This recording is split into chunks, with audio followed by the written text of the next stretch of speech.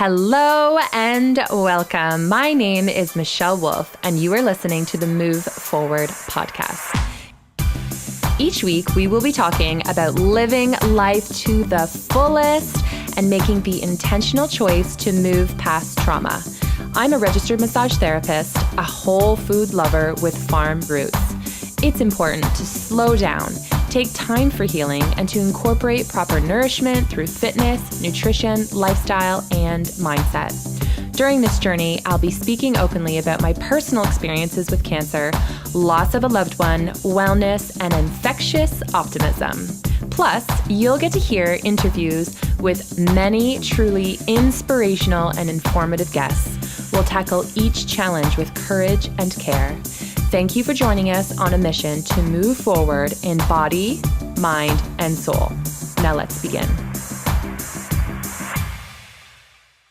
Welcome back to the podcast. Today, I am so excited to share with you my very first interview guest.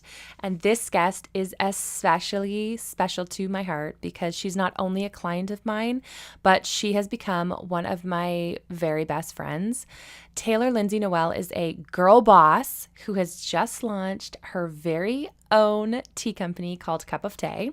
She's a world champion gymnast who at the age of 16 had a terrible fall and broke her neck, leaving her paralyzed from the neck down. She was the president of her high school as a quadriplegic. She's a motivational speaker, an author, a poet, and an inspiration to so many. She often speaks about battling depression, and she demonstrates strength of overcoming such a tragic, life-changing accident. She is one of the kindest and caring humans I have ever known, and I am so excited to share some of her message with all of you. Now let's get started with this beautiful and honest conversation. Taylor. Hey. I am so excited to have you here with me today. And so excited to be here. And also you're my very first podcast interview. Oh, that's how we're starting it. That's how we're starting That's it. how it's good. Amazing. Good. So thank you so much for joining me. Absolutely. Okay, so to start off, we first met when we were when you were I think we were talking about this earlier, 17 or 18-ish? 17, 18. Yeah. Around there. Mm-hmm. So we originally met at a neurological rehab facility where you go for therapy. Yes. And I was one of your trainers and massage therapists. Yeah. So good. So healing good. hands, ladies and gentlemen. Healing hands. Thank you. No worries. Thank you. So I was remembering when I first started, and everybody there kept telling me, you have to go on YouTube and you have to check this girl out. She's amazing, and she's all over YouTube. Do you remember that? I remember you saying, one of the first times I met you, you were like, everybody has told me so much about you, which anytime someone says that about you, you're like, oh God, this could go either one of two ways. Totally. It could be like, she's so great, or like, wow, she's a lot, which I mean, I'm both. But and then you told me you YouTube me, and I'm like, ooh, God, what videos did you look at? I was a little nervous. But. Only good ones. Okay, so the reason why people would say that is because you were a gymnast. Yes. Prior to your accident. Mm-hmm. So you went from being a top elite athlete, yes, possibly potentially an Olympian one day, or you were working towards that. Definitely. And then you had this accident. And so I would love for you to share maybe a little bit about that, kind of your journey from going from a gymnast to where you are now. Yeah. If you could share that with our for sure. So I guess it's 10 years now. 10 years ago, I had been in the sport of gymnastics for 10 years. And like you said, I was working my entire life. The two goals were to go to the 2012 Olympics and also to get a 4-year scholarship with UCLA, my dream university. So I was working every single day, doing 25 and a half hours a week in the gym. And that got me on the Canadian national team, which was a huge highlight of my life at the time.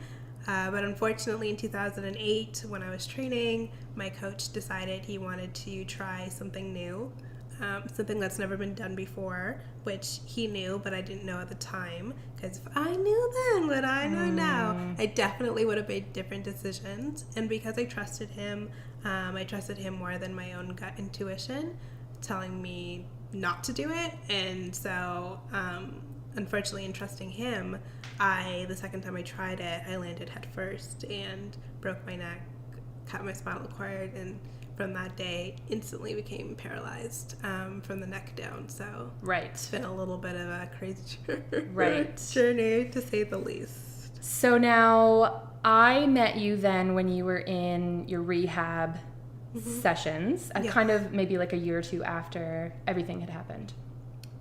Or the accident, since the accident. Well, yeah, I guess it would have. I think it wouldn't have been that long afterwards. Because, it wouldn't have been that long afterwards. How old were you when it happened? 14. 14, But okay. I just was about to turn 15. Okay. And then I think we met around 17, 18. So, that's pretty accurate. Okay. Yeah. Okay. It's so weird because I do feel like I've known you for so long. But that feels like so long ago. Like 2 years after my accident, I'm a completely different person 10 years later. So, it's crazy. Yeah. And that's what I want to talk about. Okay, so I look at you now, and okay, so first let's tell our viewers kind of what you're doing now. You have a tea company coming out soon. Yes. Which is why we're drinking some tea of yours. We are drinking some tea. Yes, we are. I don't know when this is going to be posted, but if it's posted before, I'm launching a tea company on November 26th. It'll be available online. It's called Cup of Tea. It's literally my labor of love. I worked on the branding, manufacturing, sourcing of everything for a year and a half, and it's going to be a luxury loose leaf tea company delivered straight to your door with beautiful accessories. Tea is like my passion. I love tea. All I do is drink tea and sit at the table and have conversations. So it just seemed like the perfect business venture for me, and it's been really, really fun so far, and I'm so excited to get the product out there to everyone. For sure. I'm so excited. I know you've seen me literally. Michelle has seen me literally do everything and been so supportive and helped me so much during this whole journey. Oh, it's been fun. It's been so much fun. Yeah.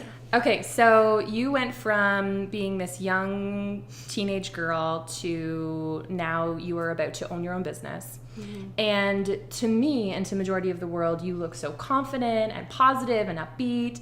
But I know that there's been times in the past where you went through some hard times. Definitely. And some not so great times. And I'd love to share with our viewers kind of what that looked like and maybe how you got out of that. Yeah, I definitely, I don't think at the time I was able to really recognize what it was.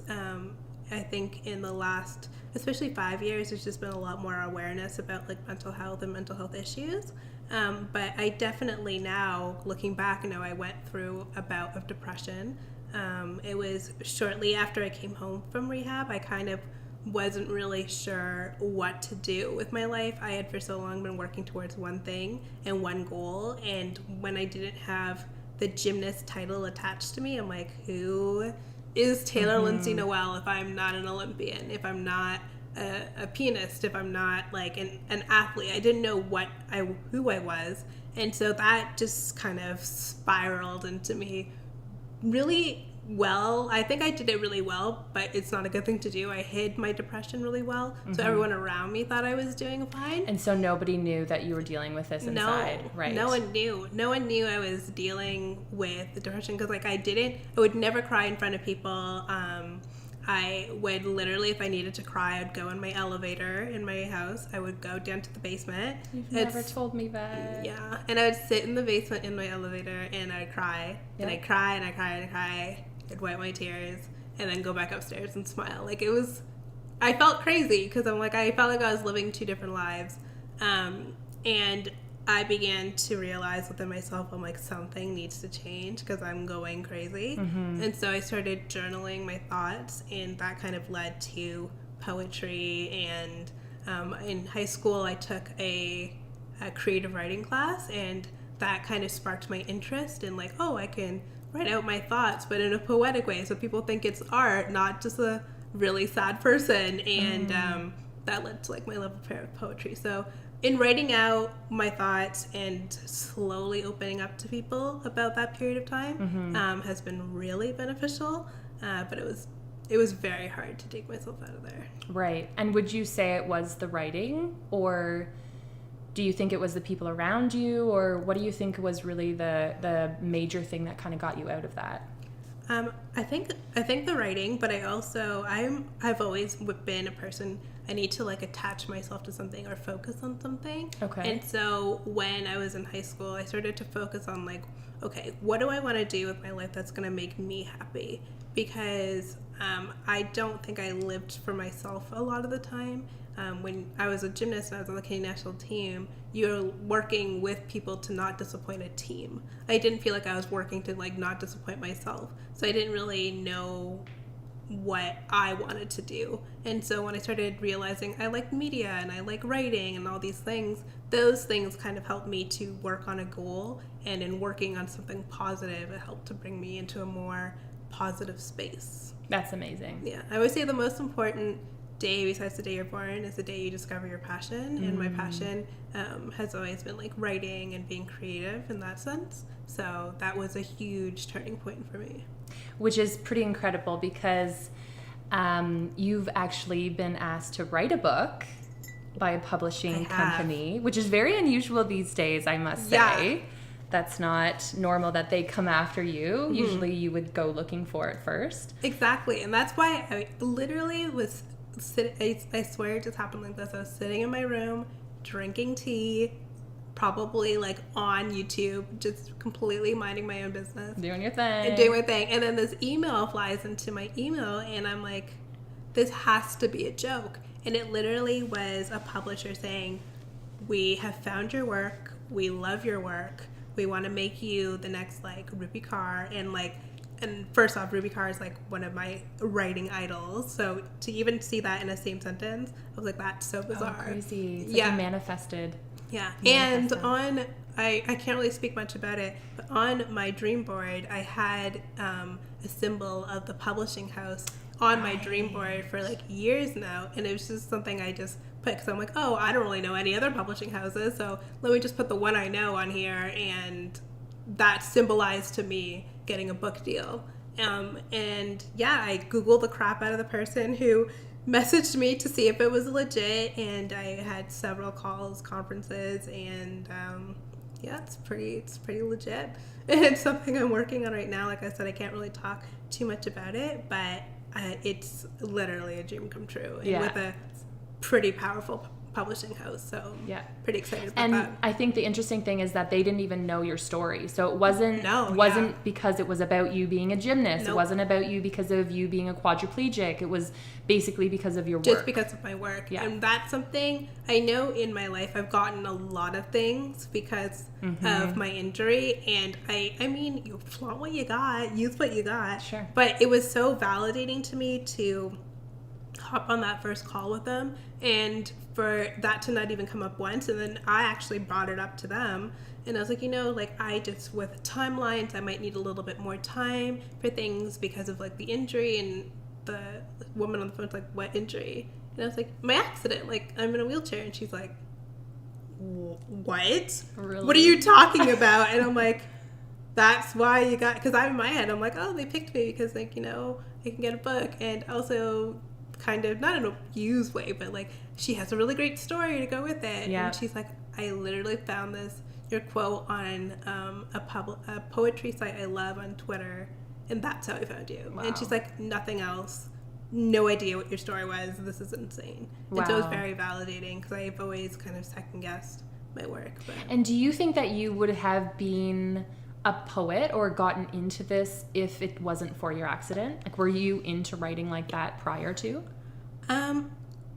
Definitely not to the extent I was. My cousin the other day reminded me that like when we were really young, during Christmas, we would write these Christmas poems, but we would call them, like we'd sing them. So it was poetry, definitely poetry. Sure. And we would sing them to wake everybody up in the house. We'd literally be so annoying and going around to room, be like singing our songs. And so I guess I've always been a writer, but I don't think I would have ever tapped into it the way I do now, because I thought I was going to be like a sports doctor. So, and that's what I wanted to get into also. So you always said that because of with your gymnast background, you always thought that you would be a sports doctor, whether it be like a physiotherapist or something like that. Is that right? I think a lot of people who are in sport tend to stay in sport. So I thought I'd either be sports doctor, surgeon, chiropractor, kinesiologist. Like I didn't know what, but something along those lines, so I could still kind of work with athletes and be in the athlete world. Am I like prepubescent? Did you hear my voice crack? No, I didn't. I didn't. You need some more tea. I Drink know. up your We tea. did do this tea, but I definitely thought that I would stay in the sport realm. Right. In the sciencey fields. Right. So things have changed quite drastically for you. The thing is, I don't like science, and I sucked at science. Wow. And I've always been the kind of person where if I apply myself, I can do it. There's no doubt that I could have been a doctor if I worked for it, but I probably would have been miserable because I don't really have a passion for it. Right. So, that's kind of like a weird blessing in disguise. So I'm really passionate about everything I'm doing now. Yeah. Yeah. And I can see that. Yeah. Like every day. You see me, we get so excited. We got the little things, like I designed like something really small. And we're like, oh my God, so yeah. Okay, so now when you were in high school, you were the president of your high school. Yes. Which on its own is like incredible. And then, but this was post accident. So you were a quadriplegic. Yes. And did you have the desire to do that prior to? Do you think you would have gotten into that? Or how did that come about? I've always been fascinated and interested in just being, like I love being with people and talking with people and being involved. I have like a huge like FOMO, like I have a fear of missing out. And so student councils and things like that have always intrigued me my entire life. I just don't think that in high school I would have had time. I don't think you even know this, but when I was in middle school, my middle school was very weird. We had like 50 kids for the entire school, and it was like between grades 3 to 8, there was 50 kids. Oh, wow. My graduating grade 8 class was 3 people. So, but in middle school, that was my middle school, the sports school, I actually was on student council as well, and I really liked that. We didn't have presidents because they didn't want to have like any issues. It was an all-girls thing, so it was already easily a little cliquey. So to have like, oh, I'm president, but they didn't really want that. But I have always kind of been interested, but I definitely knew in high school there's no way I would have been able to have the time to do it with gym because I was always traveling. Okay. But I always was interested. I'm like, oh God, I wish I could run. I wish I could do it, but I just didn't have the time. Okay. That's really interesting. So you kind of had that in the back of your mind, but you knew you wouldn't be able to. Yeah. Now I'm like, I mean, I don't have nothing but time, but I'm like, I guess I can take the time now to do it. So right. I did it and ran a pretty funny election and somehow won. Like, we got people to get t-shirts and we gave away free t-shirts and wristbands, and I campaigned. I was like a campaigner, a true campaigner. That's amazing. Yeah, it was fun. Now, I know you're surrounded by like your mom, who is incredible, such a strong woman. And you have a great bunch of girls around you who are also there to support you. Yes. Did you have to put a lot of work into that, or was that something that like you had all along, so like they just kind of continued being your friend, or how did that transition go? Because I know some people who go through, a major life event, sometimes they find that certain friends are maybe not, no longer fit into that lifestyle, or they're uncomfortable with the situation. How did you find that? In the entire course of 10 years of being injured, I have only lost 2 friends, and I mean, 2 friends is 2 friends, but I think I've lost probably 2 friends in that amount of time too, right? As you get older, I think naturally, getting older, you lose 2 friends, but that was they were more centered around the accident. Okay. But genuinely, I am so lucky. I know so many people aren't this lucky, but I've had amazing friends my entire life. A lot of the people who are in my life have been in my life since I was like minimum age, like 11 years old, so 14 years plus. I think you're my like youngest friend like group, like, you know what I mean? Like, I think we've been friends but like 8 years maybe. No, 7 years, something like that. I mean 7 years ago. But yeah, my next friendship besides that is 14 years. So it's like I've had friends for a very, very, very long time, and we've always just kind of grown up in a sisterhood. Like, I think that we've, because we had such an abnormal upbringing, being in sport, being in a really small program, and that just kind of kept us all together. And post-injury, the most important thing they never did was treated me differently. They still give me hell if I need it. Yes, they still do. Like literally, probably a little bit too much. But which is what I wanted, because if someone were to like coddle me and baby me, I probably would come to resent that, because I'm like, I don't think you really. I've seen that with people. Sometimes. And it may not have lasted. They may not have lasted. They may not have lasted too long. But yeah, for the most part, you know, I've been really blessed. And like you said, my mom is kick-ass, and she, literally, we call her Mama Bear, and she, MB. like a true Mama Bear, will go to bat for me, and will do anything within her power to make sure that I'm okay, and that I'm being treated fairly, and getting what I need in life. And she's a tough one, but I couldn't ask for a better mom. Like, I could not have done 99% of the things I've been able to do without her backing me up and supporting me. So you definitely surround yourself with positive, strong, fabulous people. So, like, ultimate key to success. Who you surround yourself with, like, show me your friends and I'll show you your future. Like, it's so important. We always talk about tribes, and like, it's so important to surround yourself with a positive tribe, because they can influence you for the better or influence you for the worse. Absolutely. Yeah. And I'd like to say, like, during your rough times, that's probably another reason why you thought, like, okay, I need to change this. I need to do something about this, because you see your friends and you see your mom who've, you know, they've gone through situations also, maybe not the same or maybe not as hard, but they've pushed through it as well. So seeing that, it probably maybe gave you a little bit of push to want to get to that point too. 1000%. Yeah. And then they also just showed me over and over again that there is still so much to live for. Like, there's so much good. I'm surrounded by so much good. I have like a roof over my head. I don't have to worry about like not having good health care. Like, I know a lot of people who aren't fortunate to be in Canada.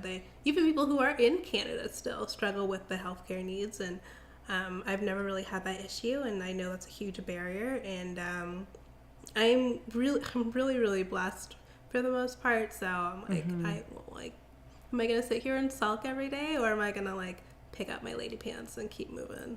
Okay, so now looking at, you know, you've gone through those hard times, and you learned how to deal with that at that scenario and when you were really like in the heart of it. Now where you're a little bit more confident and you've got a lot going on for yourself and whatnot, do you have days where you're just like, oh my God, like throwing the towel, like I'm over it, or I'm exhausted, or I'm just pissed at the world because of my situation? Like, do you have those days now? Yeah, I still do. It's not, I don't think it's ever going to be something that goes away. I think everybody at some point in their life is just like, ugh, like just screw it. Like, I'm just over it. I'm done. But I do definitely still have really tough moments. It's more so when I feel like there's a barrier that's really difficult for me to overcome. I'm always been a really independent person. So to not be able to be independent drives me crazy. And sometimes you just want to do something yourself. And I have to recognize, you know, that I can't. And not everything that I want to do, I can do by myself. And it's not ideal, but it's okay. And that's why I have the help to get what those things I need to do are done. But it definitely have moments where I'm just so sad and so upset about the entire situation. And, you know, I have a day or maybe two. But, and what do you do to kind of get over that now? Is there anything specific, or is it just depending? I think because I've always been trying to be a people pleaser.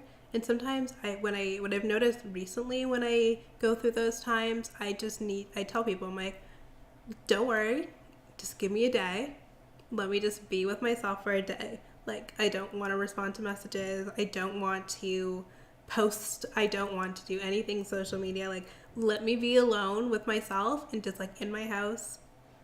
And like, because I know when in the past, when people found out I was more open about going through a hard time, they're like, if I tell them I'm going through a day or two, they're like, okay, I'm going to come over and do this and do this. I'm like, no, you know, I actually just need a second to breathe from everything and all my responsibilities. Which I think is normal. Like I have those days often. Yeah. Yeah. And sometimes you just need a second. Totally. Yeah. So I've been less apologetic about needing a day or two to myself. And people in my life have recognized that and are really supportive of that. And after I go through it, then I'm like, wait, no, like I miss everyone. Like, let me get back to my life because I want to see my girls and I want to hang out because I love my girls and I love my friends and I love my life. So it's going to be okay. That's awesome. Yeah. I love that you say that. I love my life. I do. And I think it's because I see you designing the life that you want. Yeah. Like it's like you have a goal or you have an idea. That. Yeah, I'm designing it. Yeah. You're totally designing a life. So your path has definitely changed to what you thought it was going to be, and yet you're designing it to look and be the way exactly how you want it to be, so that you will be happy and so that you can continue on and enjoy and yeah. That's what I'm trying to do. Which I'm so excited for you. I can't wait to see what else you have going on. So tell us, what are you most excited about for the next year? I'm most excited about getting my tea and my brand out into the world and into as many, it sounds weird, mouths as possible, totally. As many households as possible. Sip, sip. Yeah. Sip, sip, sip. Continuing to expand that, hopefully work with influencers and also get back to charity through that. Mental health is really important to me, so I want to continue to raise awareness with my brand of tea and just raising awareness about mental health. But I'm also really excited about my book, and I'm hopefully going to be able to do some kind of like mini tour with that, which would be kind of cool. Get out, see some people. I'm sure there'll be lots of people who want to meet you. Yeah, I mean, I hope so. One or two. If not, I'll just bring my girls around so we just fill out the space. I'm in. Yeah, and I definitely want to do some more traveling. I think it's really good for my personal growth. I did quite a bit of traveling this year, and I felt more of an adult, and you were there for, I think, all of those moments. Totally. So I appreciate that, and we had a fun time. Yes, we didn't really chat about that today, but yeah, that was a big year for you this year. Yeah, this year's been a big year. I know in the past you hadn't traveled as much. No. Or it was definitely limited with your mom, that sort of thing. So this year you made the decision to go more on your own, and there were some health situations that you had to deal with in order to be able to do that. Yeah. But what stopped you before, or what did you think that it was impossible to do it before, or you just didn't do it yet? I think a part of it was like me being just really apprehensive about it. But I always thought, like, I'm gonna eventually have to travel without my mom, and I want to do that. Like, I want to have friend trips. I want to, explore the world, and you can't do everything with a parental figure. But a lot of that too was also time. I was in university for a long time, and the other times I would spend time in LA, and I was just kind of scared of going out of the North American, like, because in North America we're very coddled with, like, we're lucky, or you can fight for accessibility rights. Totally. So, like, this is going to be accessible because it's a hotel. But when going into, like, Europe, because I went to Barcelona in England this year, I was like, I don't really know what to expect, but it ended up being okay. Other than the cobblestone streets of the castle. That was a little much. Awful. Oh my gosh. Went to this castle in Barcelona. I thought my back was going to be thrown out, or like me ejected from the chair. Like, it was so funny. I was like, I'm like, don't worry, I'll run ahead. I'll take a look and then we'll be done. You're like, I don't care about the castle. It took me like literally just like 15 minutes to get across like a little like walkway. It was awful. But you did it. I was so proud of you. Yeah, that trip was so fun, and I'm hoping to do more in the next year with everything going on. So we'll see. Absolutely. Yeah. Yay! Yeah. I'm so excited. Okay, so where can we find you?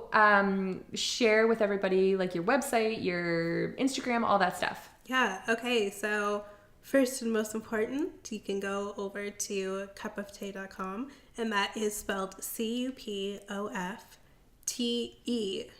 not TEA. Cup of tea. TE.com, cup of tea. Like, tea in Spanish, like, hey, tea, hey, tea. You can also follow us on Instagram, Twitter, and Facebook at Cup of Tea Shop. Once again, TE. And you can follow me on Instagram at TaylorLN for my personal, and at TaylorLN_writes, WRITES on Instagram. Got a few places you can find me. Beautiful. And we'll put those in the show notes so you guys can find those there. Okay, so I have one last question for you. Okay. Ooh. So I want you to imagine... I want you to imagine that somebody on the other end of this recording that is listening, that they're feeling defeated or angry about a certain situation that they've been through. And you got a short time just to tell them maybe a little bit of advice that that you wish you had perhaps when you were first going through this. Okay, that's a very... What would you tell them? That's a very good question. I think I would tell them that your todays don't always equate to your tomorrows. So just because today is a bad day doesn't mean tomorrow has to be.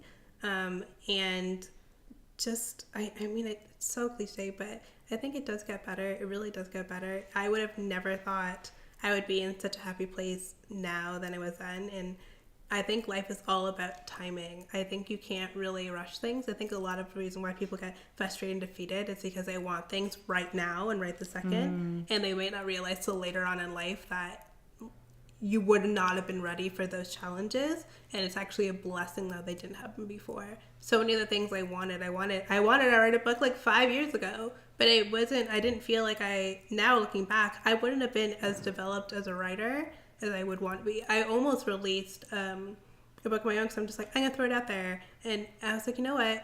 I think I should refine, take some time, and continue to work on my craft. And then that led to one of the biggest publishing houses in the world reaching out to me. Wow. So timing is not always what you want, but it'll happen when it's right. That's beautiful. Thanks. Oh, I'm so excited. This is so much fun. Yeah. I'm sure I will have you on here many more times. I am more than open. Awesome. And until then, I'm really excited for you for your launch. Thank you. And we will definitely be sharing that through my social media. Obviously, everyone can find you at yours as well. Cup of day. But good luck with everything. And thank you so much. Thank you again for joining. Yay. Love you. It's been fun. Love you too. See you soon. Bye. Thank you so much for spending your time with me and the Move Forward podcast. I am extremely grateful to each of you. If you have enjoyed this podcast, please take a moment to share this episode with someone you think would benefit. Also, if you could please leave an honest review by going to iTunes and leaving your thoughts and questions. Let us know what you would like to hear more of so we can continue to inspire and share with the world. Again, thank you from the bottom of my heart. I am forever grateful for this community that we are building and the individuals we are helping.